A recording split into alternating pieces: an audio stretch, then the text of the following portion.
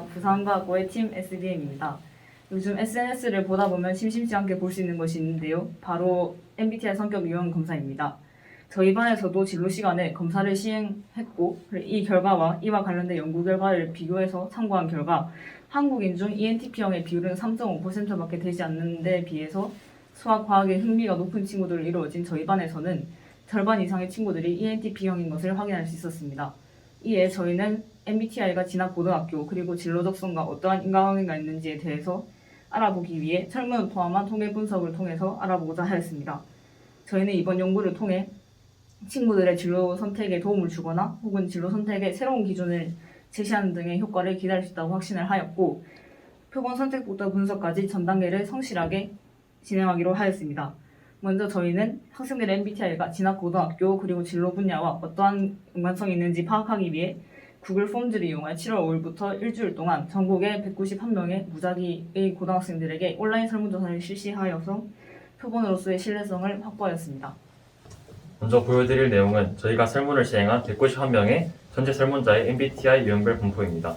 EI, NS, TF, JP 각각의 비율이 달랐으며 이 비율에 따라 저희가 추후에 실행될 설문의 결과에 보정치를 적용하였습니다.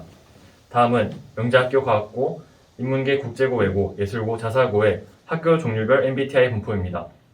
설문 결과 예술고를 제외하고는 큰 차이를 보이지 않았으나 예술고등학교 또한 유의미한 결과를 도출할 만큼 큰 차이를 보이지 않았으므로 MBTI와 진학한 고등학교와의 상관관계가 없다는 것을 알 수 있었습니다.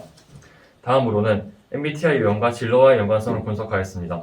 저희는 진로를 크게 수학, 순수과학, 정보, 의학, 공학, 예술, 외교, 언론, 교육학, 경영, 기업으로 나누었습니다. 우선 수학 분야에서는 INTP형, 순수과학 분야에서는 ENTP형, 정보 분야에서는 NT형, 의학 분야에서는 SJ형, 공학 분야에서는 ISFJ형이 높게 나타났습니다. 예술 분야에서는 EFP형, 외교 분야에서는 ENFJ형, 언론 분야에서는 ESFP형, 교육학에서는 IP형이 나타났으며 경영 기업 분야에서는 NFJ형이 나타났습니다.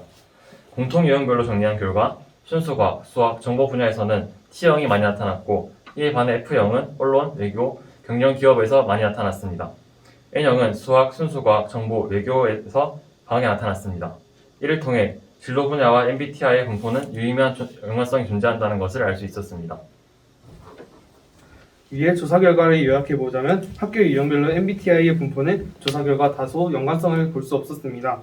그리고 MBTI 유형별 진로는 분야별로 정리된 위의 그래프 10개와 크게 두 분야로 구분된 오른쪽의 두 개의 그래프를 참고하면 수학과학과 관련된 분야의 경우 ITJS 성향이 사회, 경제, 외교 등의 분야의 경우 EFP의 성향이 상대적으로 높은 비율을 차지하는 경향을 보인다는 것을 알 수 있습니다.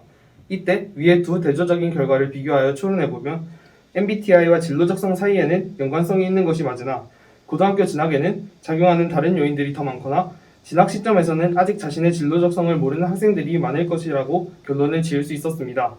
위의 결과를 해석하여 보면 MBTI 결과를 이용하여 자신의 진로 적성을 알게 되면 아직 진로를 정하지 못한 학생들이 자신의 적성에 맞는 고등학교에 갈 수 있는 것이라는 생각이 들었습니다.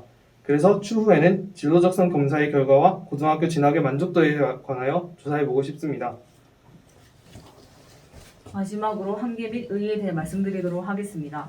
먼저 저희 연구는 일반인을 대상으로 진행되던 성격 유형 검사인 MBTI 검사의 결과지표 중 고등학생의 지표를 가져와 이를 MBTI와 고등학교 진학 및 진로 적성 간의 연관성을 찾아내었다는 데 의의가 있습니다.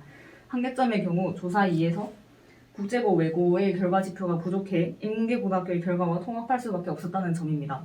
저희도 최대한 다양한 고등학교의 다양한 결과를 수집하고 싶었으나 한정된 시간으로 인해서 발생한 문제였습니다. 그러나 이 조사 2의 결과 진학 고등학교의 종류와 MBTI는 별로 큰 연관성이 없다는 결과를 얻을 수 있었기 때문에 이러한 조치로 인한 결과의 변동은 미미하다고 판단이 되었습니다. 이번 연구를 진행하며 저희에게 친숙한 주제인 MBTI 검사를 주제로 자료조사나 해석도 쉽게 할 수 있을 것이라고 생각을 했는데 생각보다 결론을 도출하는 것이 힘들었습니다. 그러나 도출된 결과를 해석할수록 오히려 더 큰 흥미를 느낄 수가 있었으며 동시에 자료를 분석하고 적합한 결론을 이끌어내는 능력을 기를 수 있었던 기회가 되었던 것 같습니다. 이상으로 발표를 들어주셔서 감사합니다.